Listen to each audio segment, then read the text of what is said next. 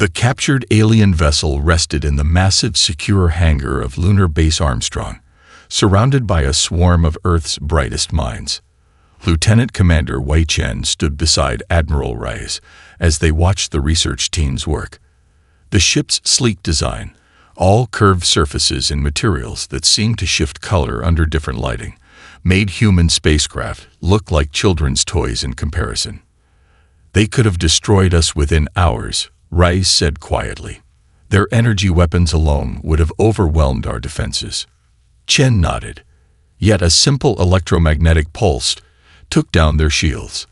Advance doesn't always mean better.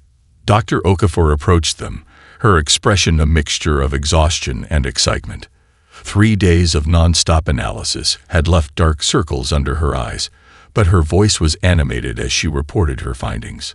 "The Astral Collective's technology is remarkable, but their approach to warfare is fundamentally different from ours," she explained, pulling up holographic schematics. "Their systems are designed to counter directed energy attacks, kinetic projectiles, even nuclear detonations, but not electromagnetic disruption. It's like building the world's most sophisticated lock while leaving the door itself made of paper." "How is that possible?" Reyes asked. "Evolutionary paths," Dr. Okafor suggested. "Their home system has multiple suns with constant solar flare activity. Their technology evolved to function despite electromagnetic interference, making them immune to natural EM events. They never weaponized it because it doesn't affect them. So they never built defenses against weaponized versions. The implications were staggering.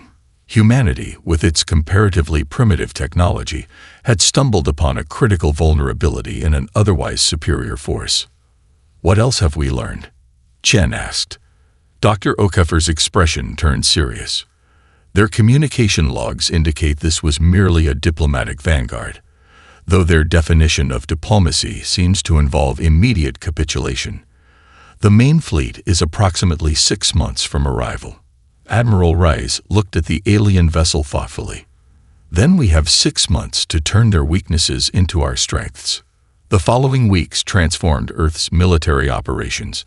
Scientists from rival nations who had once competed now collaborated around the clock. Factories that had manufactured consumer electronics pivoted to producing modified EMP devices. The International Space Station became a testing ground for hybrid human-alien technology. Lieutenant Sarah Kaminsky led the first test flight of a retrofitted F-302 Space Interceptor, its conventional engines supplemented with reverse-engineered alien propulsion systems. The craft achieved orbital velocity in 1/10 the normal time. "It's like strapping a rocket to a rocket," she reported, her voice crackling through the comms. "The fusion of technologies works better than either alone." This pattern repeated across all domains. Human creativity combined with alien advancement, creating solutions neither civilization would have developed independently. When the first deep space sensors detected a larger astral collective fleet entering the outer solar system ahead of schedule, the initial panic gave way to determined preparation. Earth's combined fleet, a motley assortment of hastily upgraded vessels, moved into defensive positions. Admiral Reyes addressed the United Earth Forces from the bridge of the flagship Resilient, humanity's first true starship enhanced with collective technology. "They believe we are primitive, predictable, and easily conquered," she said, her voice transmitted to every ship and ground installation. "Today we prove that humanity's greatest strength isn't just our technology or our numbers, but our ability to adapt, to find solutions where others see only obstacles. They expect an easy victory. Let's show them how wrong they are." As the alien fleet approached, humanity prepared its response, not with resignation or fear, but with the quiet confidence of a species that had spent its entire existence overcoming impossible odds. The Astral Collective's return attack came with overwhelming force. Hundreds of vessels arranged in perfect geometric formations that human tacticians recognized as both beautiful and lethal. Their lead ships deployed quantum disruptors, energy fields designed to unravel the molecular bonds of any defensive systems they encountered. From her position in Earth's Advanced Defense Control Center deep beneath the Rocky Mountains, Dr. Amara Okafor monitored the shield network she had helped design. The elegant mathematics of alien technology merged with human pragmatism in ways that surprised even her. "Quantum disruption field approaching critical threshold," announced her assistant, Dr. Hiroshi Tanaka, his fingers dancing across holographic controls. "Primary shields will fail in approximately 3 minutes." Dr. Okafor nodded calmly. "Exactly as expected. Initiate Protocol Phoenix." Throughout Earth's orbital defense grid, the seemingly inevitable system failure triggered not surrender but transformation. As the alien quantum fields disabled the primary energy shields, mechanical switches, technology so simple the collective considered it obsolete, activated backup systems based on entirely different principles. In space, Chief Engineer Rodriguez and his team had spent months installing these manual overrides on every critical system. Now, aboard Defense Platform Epsilon, he watched as the supposedly superior enemy weapons had their intended effect, only to trigger Earth's counter-response. "The beauty of redundancy," Rodriguez remarked to his team as they manually calibrated the secondary shield grid. "They think disabling our primary systems wins the battle. They don't understand humans always have a backup plan." The collective fleet commanders watched in confusion as Earth's defenses, momentarily darkened by their quantum disruptors, suddenly flared back to life using completely different energy signatures.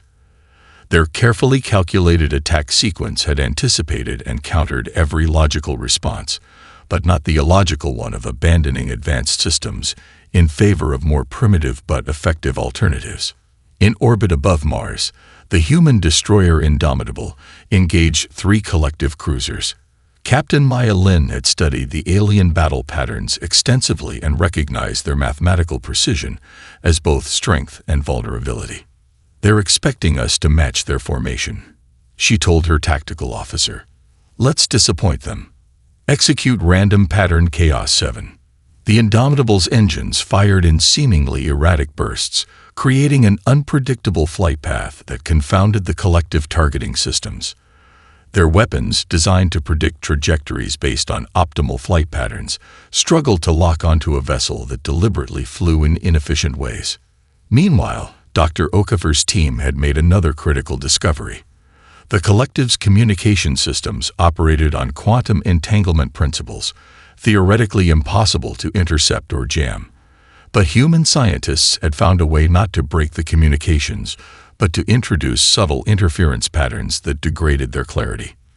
"We don't need to understand every word they say," Dr. Okafor explained to Admiral Reyes during their emergency briefing.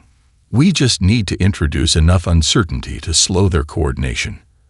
As the battle reached its 6th hour, the collective's perfect formations began to show signs of disarray.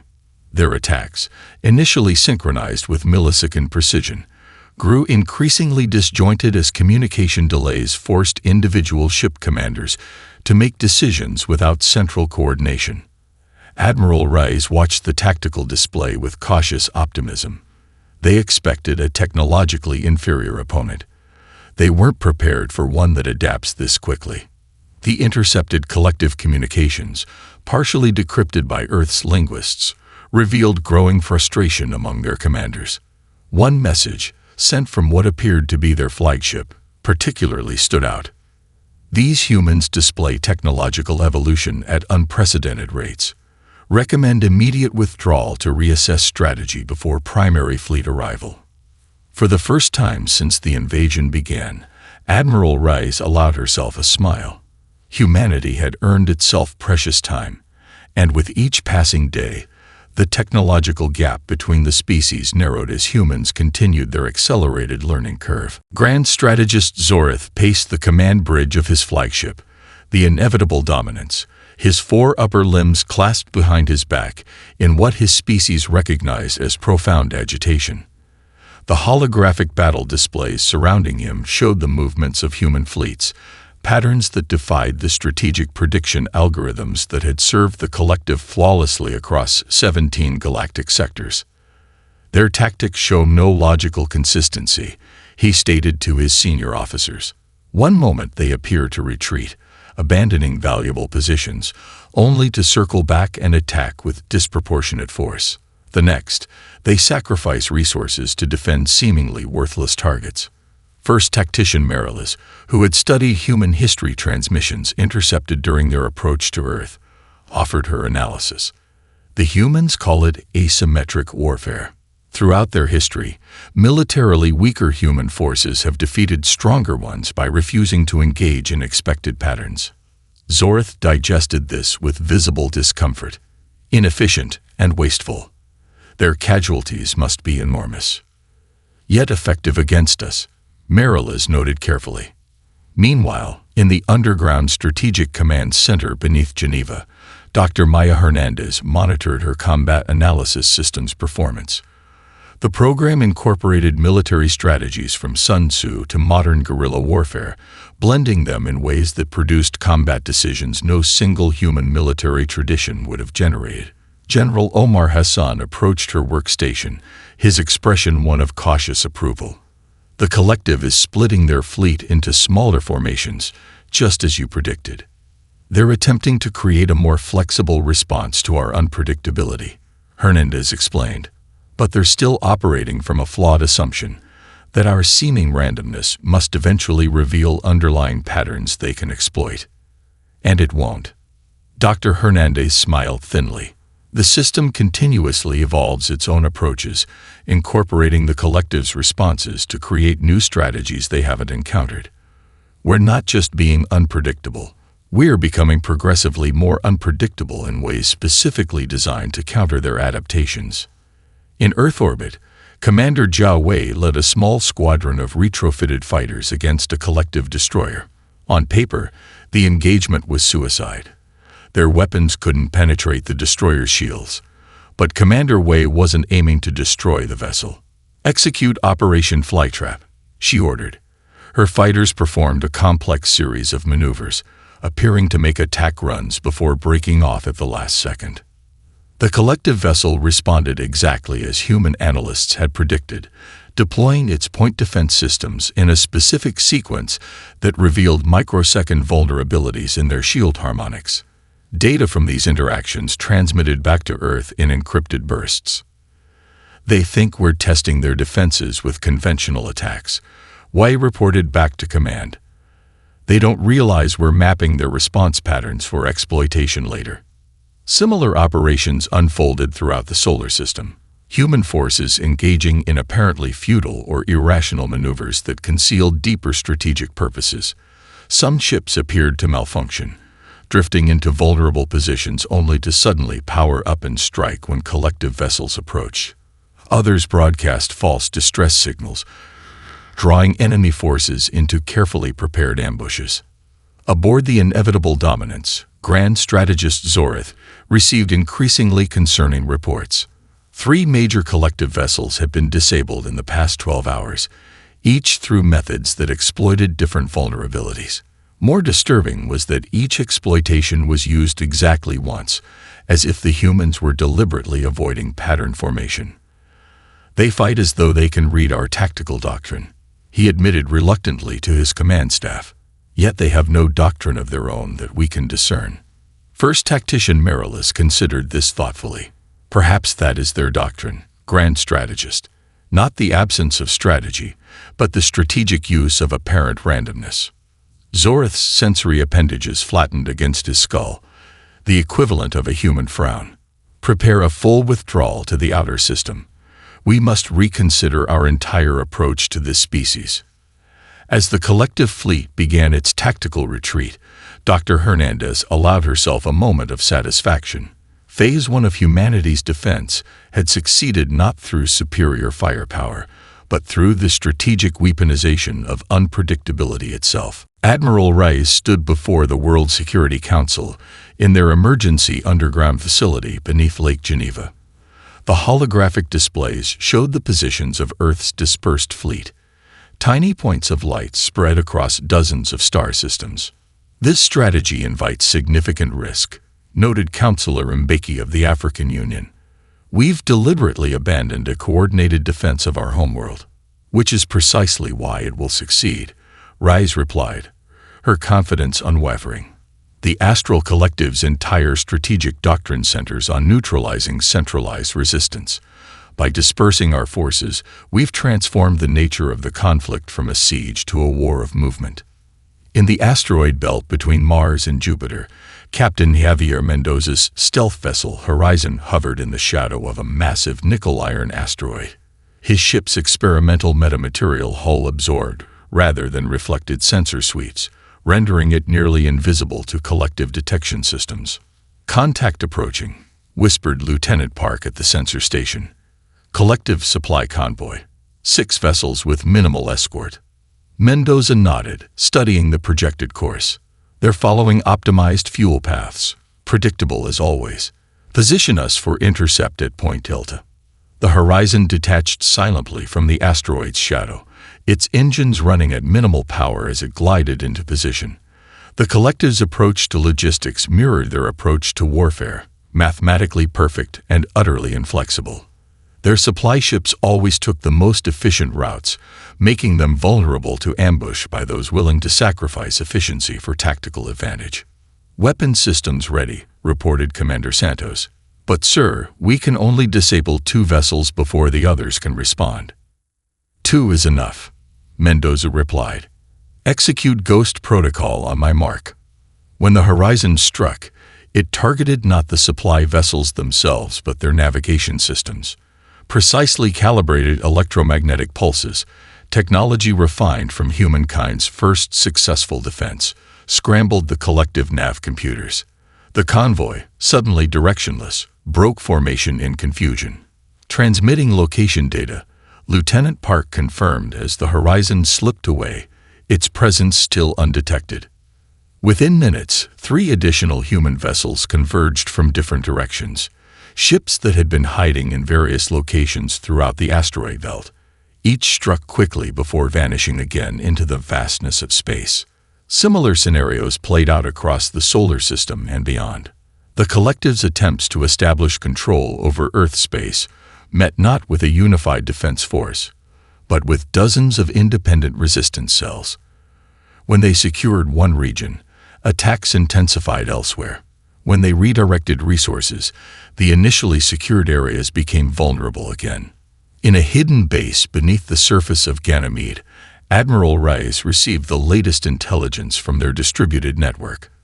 The collective's main fleet had arrived expecting to face Earth's consolidated defenses, only to find minimal opposition in orbit and an apparently abandoned homeworld. "Their command structure is showing signs of strain," reported Intelligence Director Chandra.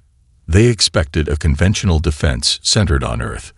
This distributed resistance doesn't match any conflict in their historical records. Humans have been perfecting guerrilla warfare for millennia," Rice noted. "From ancient resistance against Roman legions to modern insurgencies, we understand how smaller forces can effectively counter larger ones through mobility and surprise." The Admiral studied the strategic display showing collective fleet movements. Their once elegant formations had become stretched thin as they attempted to respond to simultaneous threats across multiple fronts. "They're committing a classic overextension," she observed, "spreading their forces to counter our distribution, creating vulnerabilities at each point. They could still overwhelm any single element of our fleet," Chandra cautioned. "True," Rice acknowledged. "But they're beginning to understand that's not how we intend to win. We're not fighting for tactical victories. We're eroding their strategic cohesion." Intelligence reports from the farthest human outposts confirmed her assessment. The collective's supply chains were fragmenting, their communications increasingly compromised. Their attempts to adapt to humanity's distributed defense had introduced inefficiencies their rigid command structure struggled to accommodate. "The strategic initiative is shifting," Rice told her officers. "They came expecting to dictate the terms of engagement. Instead, they find themselves reacting to ours." Dr. Fatima Al-Zahawi moved through the quarantine facility on lunar base Copernicus, observing the effects of the collective's biological agents through reinforced observation panels. The aliens had deployed what they believed would be devastating pathogens against humanity's largest Mars settlement, expecting rapid capitulation of the colony. Instead, they witnessed something remarkable: human immune systems adapting to the attack with unexpected speed. The collective fundamentally misunderstands our biological nature, Dr. Al-Zahawi explained to visiting officials. They evolved in environments with minimal pathogen diversity and limited predation pressure. Their immune systems are precise but narrowly specialized. She gestured to the viewing screen showing cellular responses to the alien contagion. Humans, by contrast, evolved on a biological battlefield. Earth contains millions of viruses, bacteria, and parasites that have been trying to kill us since before we were human. Our immune systems aren't just adaptive, they're aggressive. Commander Elena Santiago, head of Mars Colonial Defense, studied the medical data with intense interest. How quickly can we deploy a countermeasure? We already have, Dr. Al-Zahawi replied.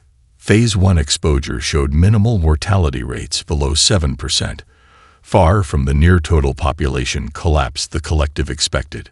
Phase 2 involves enhanced immune boosters derived from understanding their pathogen mechanisms. Our bodies are already doing most of the work. In orbit around Europa, the science vessel Pasteur had made an equally significant discovery. Dr. Vikram Patel's xenobiology team had been studying collective biological samples obtained from damaged ships. Their findings proved revolutionary. Their biochemistry is remarkably uniform, Dr. Patel reported to the Joint Scientific Committee. They appear to have undergone extensive genetic standardization, possibly to increase efficiency and reduce disease susceptibility. But this standardization creates a critical vulnerability. The committee reviewed his findings with growing excitement. The compounds Dr. Patel's team had synthesized were effectively harmless to humans, but disrupted crucial metabolic pathways unique to collective physiology. Meanwhile, on the front lines, humanity's biological resilience manifested in unexpected ways. The collective had initially viewed human sleep requirements as a critical weakness, planning attacks during what they calculated as optimal rest periods. They were unprepared for the reality of rotating crew shifts and the human ability to function effectively with irregular sleep patterns. Captain Sofia Rodriguez of the destroyer Defiant had maintained her vessel at combat readiness for 12 consecutive days through carefully managed watch rotations. When her ship encountered a collective patrol, the aliens were operating at reduced efficiency, their entire crew synchronized to the same rest cycle. They sleep like a hibernating bear, Rodriguez later reported. All systems at minimal function simultaneously. They simply cannot conceive of maintaining partial readiness through crew rotation. Admiral Rice incorporated these biological insights into Earth's evolving strategy. Fleet operations now deliberately targeted periods corresponding to collective rest cycles. Special operations teams were deployed wearing countermeasures against the aliens' biological weapons, protecting them while they infiltrated enemy vessels. Dr. Al-Zahawi's research team made another critical discovery while studying collective medical databases obtained from captured ships.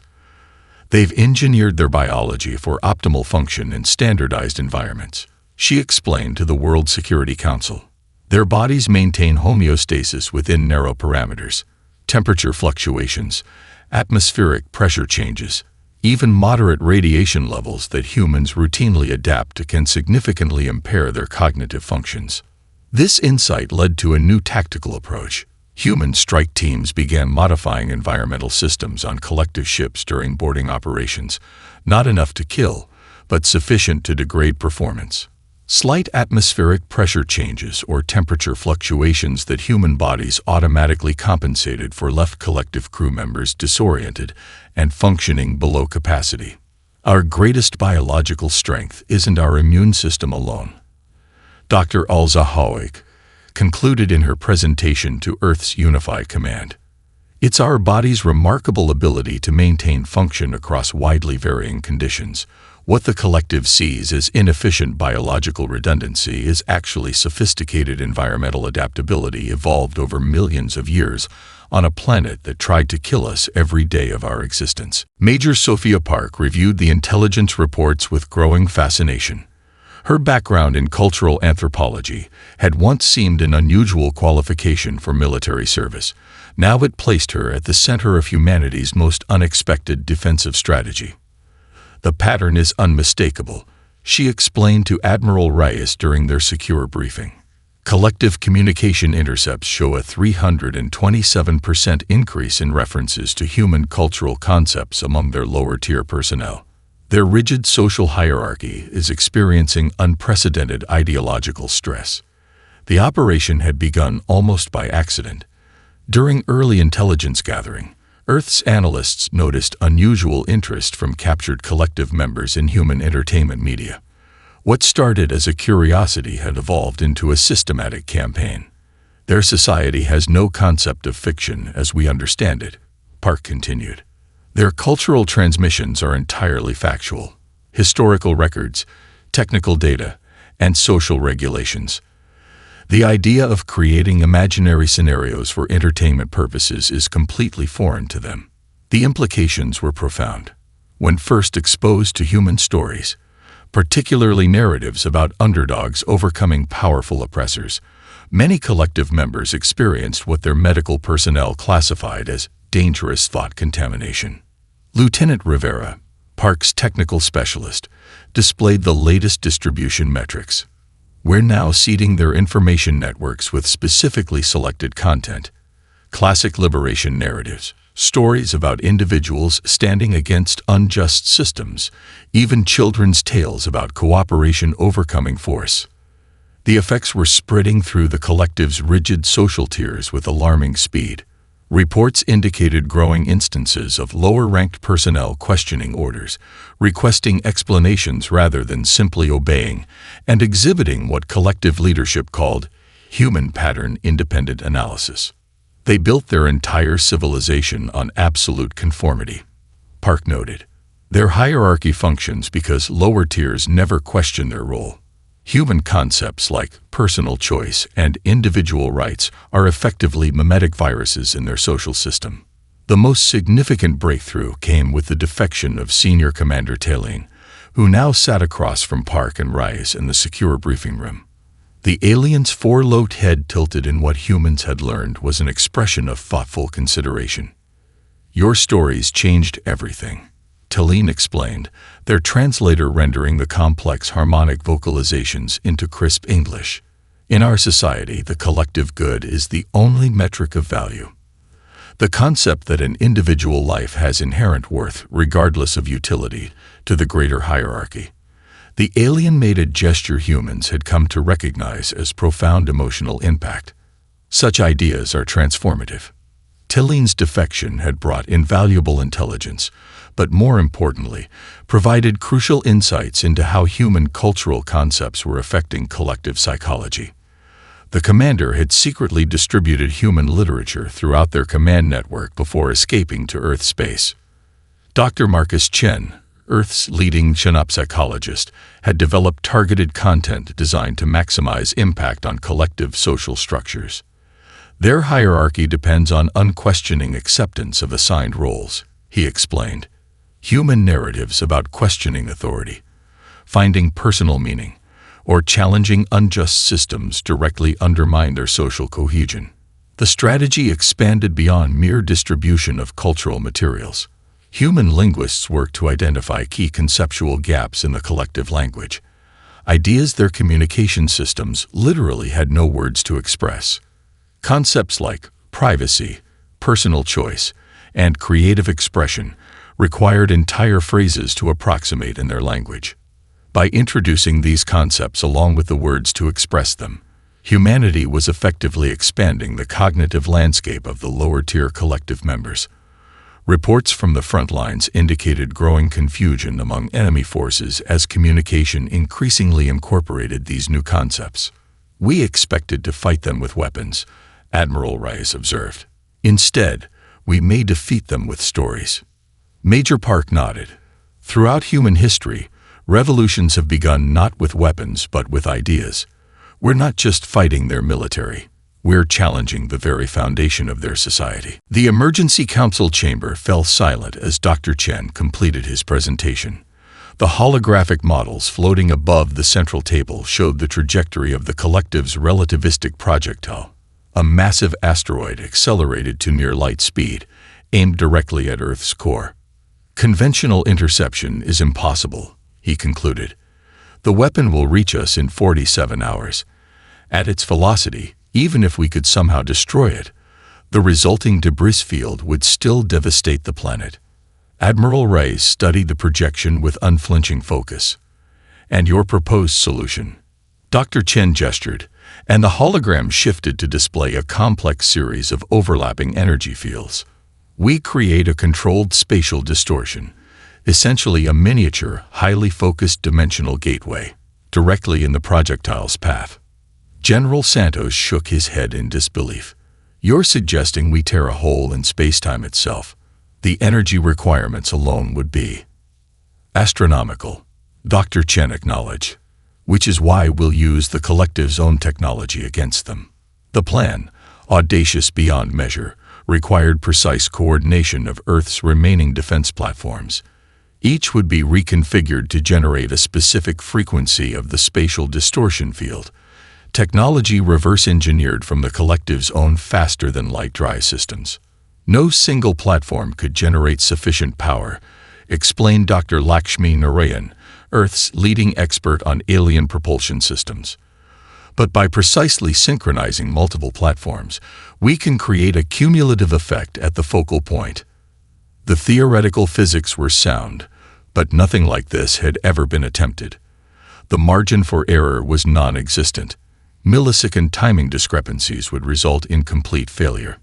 Lieutenant Commander Wei Chen, whose electromagnetic pulse had disabled the first collective vessel 3 years earlier, now led the engineering team responsible for synchronizing the platforms.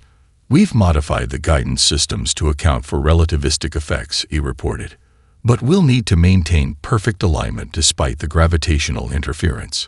As Earth prepared its desperate countermeasure, the collective leadership observed from what they believed was a safe distance. Supreme Commander Viridian had authorized the relativistic weapon as a final solution to the human problem. Their unprecedented resistance had become more than a military concern. It now represented an existential threat to the collective's social order itself. The humans have no defense against such a weapon, Viridian assured the collective High Council. Their destruction will serve as an instructive example to other potential resistance movements. The collective's sensors detected unusual energy signatures emanating from Earth's defense grid, but dismissed them as futile attempts at conventional interception. Their strategic algorithms calculated zero probability of successful defense against a relativistic kinetic weapon. 27 minutes before impact, Earth's defense platforms activated simultaneously. The energy drain was so massive that power grids across the planet temporarily dimmed. In orbit and on the surface, humans watched their monitors with tense anticipation. Dr. Chen, monitoring from the primary control center, called out the sequence. Spatial distortion forming. Field stability at 93%. Focal point establishing. A small, shimmering distortion appeared in space directly in the projectile's path. To visual sensors, it resembled a heat mirage, a subtle warping of the stars behind it. But its effects on space-time were profound. Target approaching distortion field in 5 seconds, announced Lieutenant Miyazaki at the tracking station. The countdown proceeded with excruciating slowness. As the relativistic projectile encountered the spatial distortion, something remarkable happened. Instead of continuing on its planet-killing trajectory, it seemed to elongate, stretch, and then disappear entirely from normal space, only to reappear instantaneously at a completely different location. Admiral Reyes watched in astonishment as the sensors confirmed what seemed impossible. The projectile had been redirected through the spatial distortion. Emerging behind the collective's main fleet, its velocity undiminished. "My God," whispered General Santos. "It worked." The collective flagship had no time to react as their own weapon, still traveling at near light speed, tore through their formation. The resulting explosion illuminated Earth's sensors like a newborn star. 1 year after the destruction of the collective's command fleet, Earth had emerged not merely as a survivor, but as a catalyst for galactic transformation.